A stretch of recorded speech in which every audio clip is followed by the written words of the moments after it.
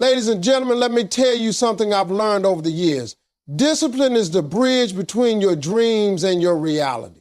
You can have all the talent in the world. You can have the best ideas, the biggest vision. But if you don't have discipline, you will never cross that bridge. Your brain is like a muscle. If you don't train it, it stays weak, it stays lazy, and it will talk you out of your own greatness. You have to decide every single day to take control of your thoughts, because your thoughts control your actions and your actions control your life. Let me tell you something I know for a fact. Nothing, and I mean nothing, will change in your life until you understand that discipline is a mental decision before it's a physical action. See, most people think discipline is about just doing the thing. Getting up early, going to the gym, sticking to the plan. But that's only the end result. The real battle starts up here in your head before you even move a muscle. Your brain is the command center. If you win in your mind, your body will follow. But if you lose in your mind, it doesn't matter how much potential you've got, you keep finding reasons to quit before you even start. That's why you've got to start training your brain like it's the most important piece of equipment you'll ever own, because it is. Now, here's the thing. Your brain is not naturally programmed for discipline. It's programmed for comfort, for survival, for doing the least amount of work to keep you alive. And in a world where comfort is easy to get with one click, with one excuse, you've got to fight against that natural setting. Every morning, the moment you open your eyes, your mind starts negotiating. It tells you, stay in bed a little longer. You can do it tomorrow. Nobody will know if you skipped today. And that's the voice that has been running your life every time you've fallen short. The first step to discipline is recognizing that voice and deciding you're not taking orders from it anymore. You've got to reprogram that inner dialogue to say, get up, do it now, keep going, even when you don't feel like it. And let me be real with you. Training your brain for discipline isn't about one big moment of inspiration. It's about the little moments you win over yourself all day long. When you tell yourself, I'll just do it later, that's a mental rep you just skipped. But when you say, no, I'll do it right now, that's a rep you completed. And every completed rep makes your mental muscle stronger, just like lifting weights. You can't expect to get stronger if you don't put in the rep. Every time you choose action over comfort, you're reinforcing to your brain that you are in control. And that is the foundation of discipline. You also have to realize that discipline in the mind starts with clarity. If your brain doesn't know exactly what you want, it will default to whatever's easiest. You've got to tell it what the target is clearly and specifically. If you want to wake up early, don't just say, I'll get up early. Say, I'll get up at 5:30. A-E-M-A, no matter what. If you want to save money, don't just say, I'm going to save. Say, I'm saving $200, 0 cents from every paycheck. The more specific the command you give your brain, the less room it has to talk you out of it. And understand this, discipline in the mind isn't something you master in a week. You've been running on certain mental patterns for years, maybe decades. You've been letting that little voice talk you into quitting for a long time. You're going to have to fight it every day until the new voice, the disciplined voice, becomes the default. And once it becomes the default, you'll start seeing a shift in your actions without even thinking about it. That's the moment you know your brain is finally working for you instead of against you. One of the most powerful things you can ever learn if you want discipline in your life is how to say no. And I'm not just talking about saying no to people. I'm talking about saying no to yourself. That's the hardest no you'll ever say, because deep down, we all have that side of us that wants to take the shortcut.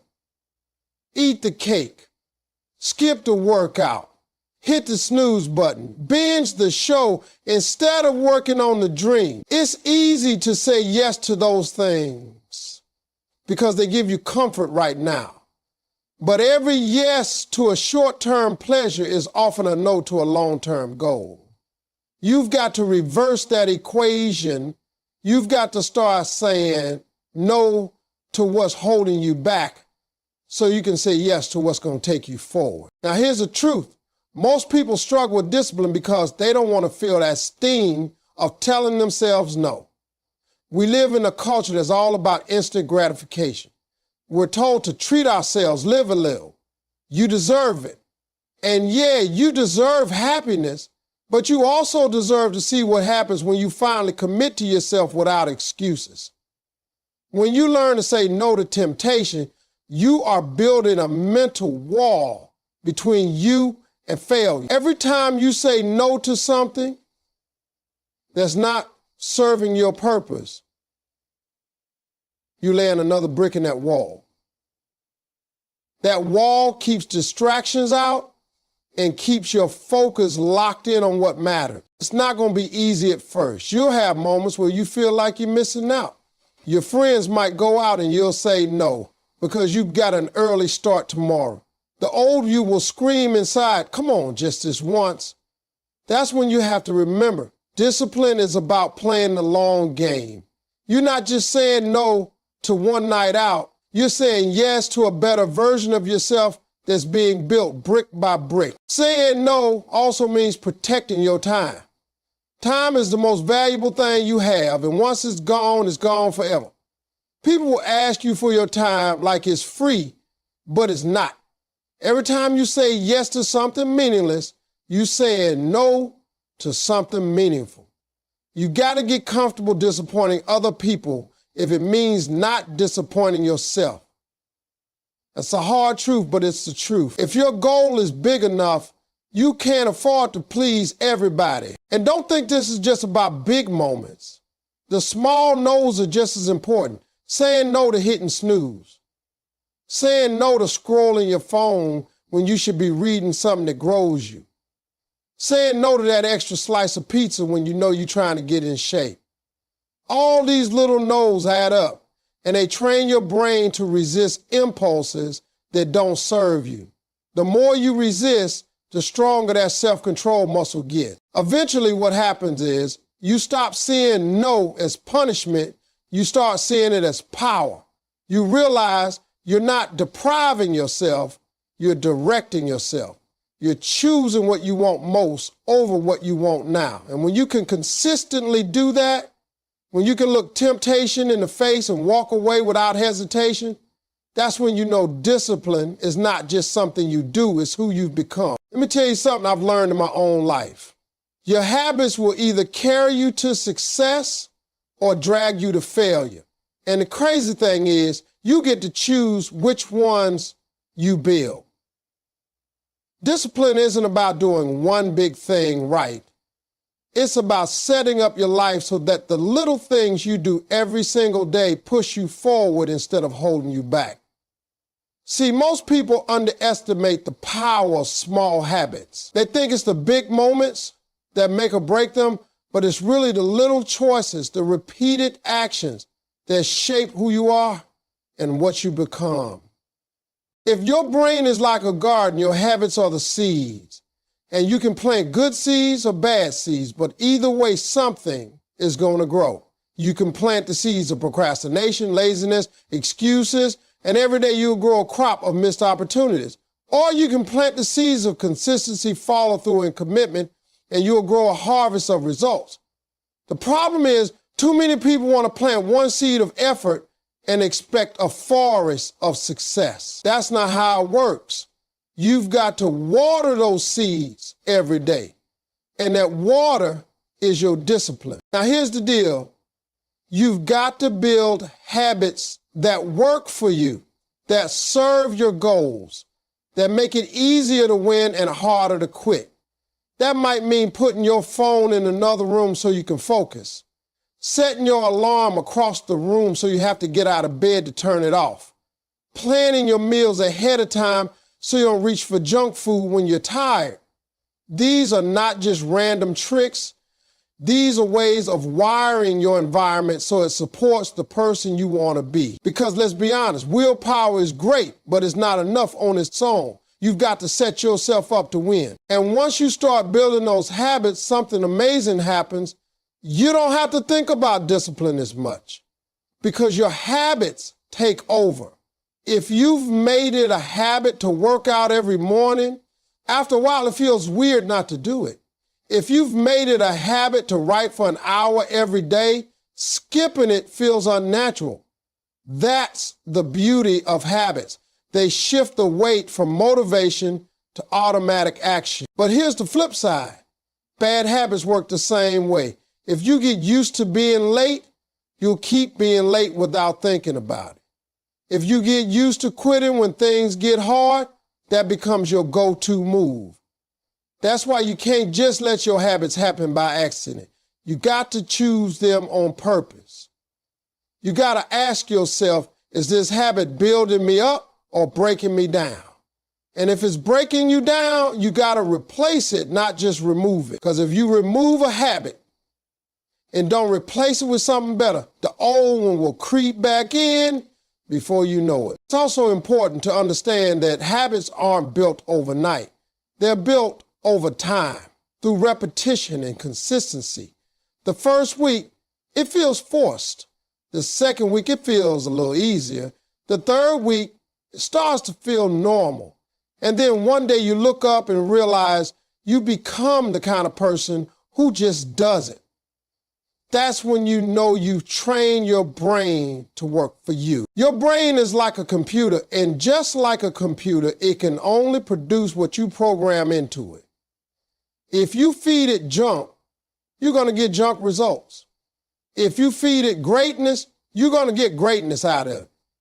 Too many people want to live disciplined, focused, successful lives, but they're constantly filling their minds with negativity, drama, gossip, fear, and doubt. You cannot expect to live a disciplined life when you're training your brain to be distracted, insecure, and unfocused.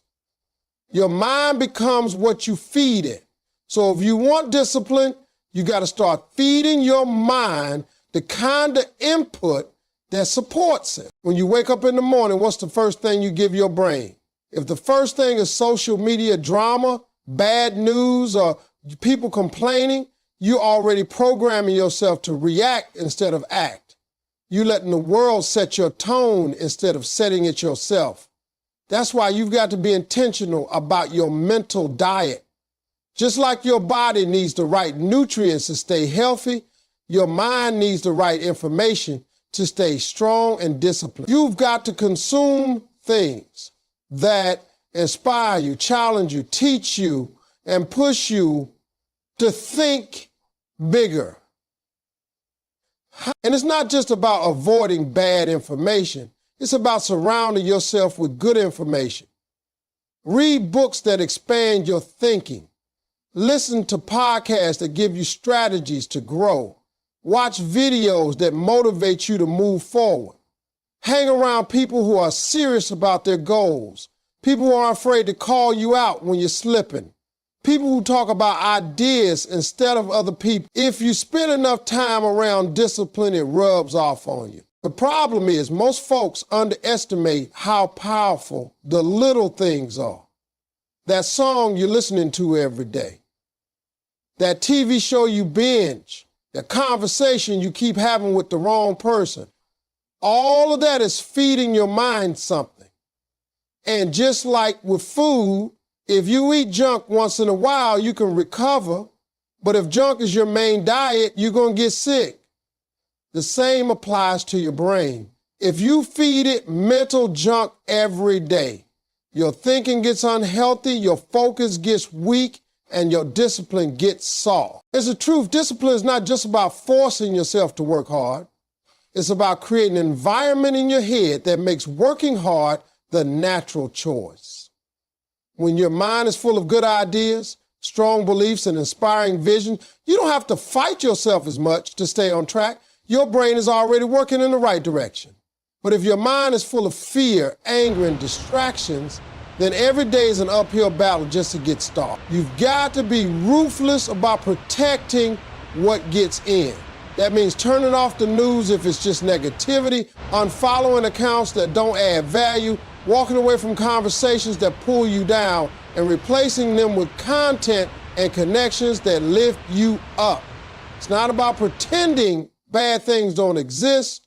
It's about making sure your mind is focused on what's going to keep you disciplined and moving forward. Because the truth is, your brain will believe whatever you keep showing it. If you feed it strength, it will give you strength. If you feed it weakness, it will give you weakness. You decide which one it's going to be. A lot of people mess up on discipline because they think it means being perfect every single day, never missing a beat, never slipping up. And the moment they mess up once, they throw their hands up and say, well, I guess I blew it. That's the wrong mindset. Discipline is not about perfection. It's about consistency. You're not in competition to see how flawless you can be. You're in a commitment to see how faithful you can be. Life is not going to give you perfect conditions, and you're not always going to feel like doing the work. But if you can keep showing up, keep doing what needs to be done most of the time, you'll get where you're trying to go. Perfection is an illusion that will kill your motivation. If you're chasing perfection, you'll quit the first time you miss a workout, the first time you eat the wrong thing, the first time you oversleep. But when you understand consistency, you realize those moments are just bumps in the road, not the end of the road. The people who succeed are not the ones who never fall. They're the ones who get back up faster than everybody else. They've trained their minds to bounce back instead of breaking down. Think of it like this. If you're driving to a destination and you take a wrong turn, you don't pull over, throw the keys away and say, forget it, I'm never driving again. No, you get back on the right road and keep going. That's what consistency looks like. It's correcting course without quitting the journey. That's how discipline works. You might miss a day, you might have a bad week, but you get back to it because your commitment is bigger than your comfort. And here's something you've got to understand. Consistency builds trust with yourself. Every time you follow through on what you said you would do, even in a small way, you're telling your brain, I can count on me. That trust is the foundation of discipline. Without it, your brain will doubt you every time you set a goal. But when you've been consistent long enough, your brain stops questioning you because it knows you'll show up, even when you don't feel like it. Consistency also compounds. One day of doing the right thing might not feel like it's making a difference, but when you stack those days on top of each other, that's when the magic happens. Just like you don't get out of shape from one bad meal, you don't get in shape from one good workout. It's the pattern, the repetition, the ongoing commitment that changes you. The small daily actions that seem ordinary are the ones that create extraordinary results over time. And listen, discipline without consistency is like a muscle you never use. It gets weaker. You can be disciplined for a week and then fall off for a month, and all that progress you made will fade. But if you keep showing up, even at 70% effort some days, you're still moving forward. You're still keeping the muscle active. And that's the part people don't get. It's not about doing your best every single time. It's about never stopping complete. If you can master that, if you can train your brain to keep going when most people give up, you'll always be ahead of the game because consistency will take you places perfection never could.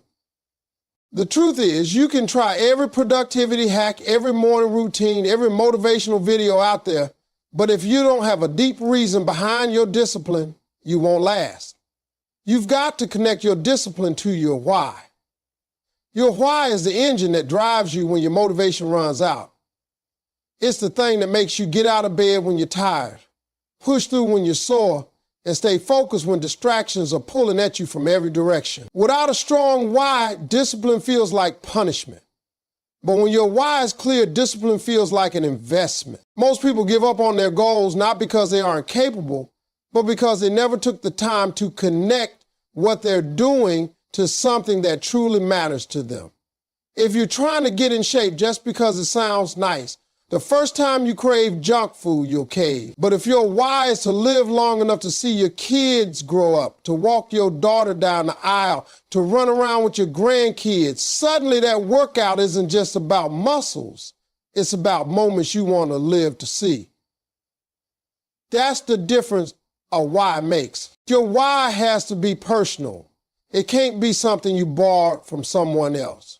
You can't do it just because society says you should, or because your friend is doing it. You got to dig deep and figure out what really matters to you. Maybe it's providing for your family so they never have to struggle like you did. Maybe it's proving to yourself that you can accomplish what people said you couldn't. Maybe it's building a legacy so your name means something long after you're gone. When your discipline is tied to something that hits you in the heart, quitting stops being an option you're willing to take. And you've got to remind yourself of your why constantly. Write it down. Put it somewhere you'll see it every day. When the alarm goes off and you don't feel like getting up, look at your why. When you're tempted to waste hours scrolling your phone, think about your why. When the path gets hard, and it will, your why is what pulls you through, because the truth is, your brain will always try to talk you out of hard things. But your why can be louder if you keep it in front of you. Your why also gives meaning to the sacrifices discipline demands. Waking up early, skipping parties, working late, save money instead of spending. These things feel like losses if you're doing them for no reason. But when you know they're steps toward the life you want, they feel like wins. You stop focusing on what you're missing and start focusing on what you're gaining. And here's something powerful. Your why will grow with you. At first, it might be about survival, just getting out of a tough spot. Later, it might become about growth, pushing your limits, building something bigger than yourself. Either way, when you link your discipline to your why, you create a bond that's hard to break. You stop asking yourself, do I feel like it? And start telling yourself, I'm doing it because I have to. That's the point where discipline stops being a chore and starts being a part of who you are. Because you're no longer just working for the goal, you're working for the reason behind the goal.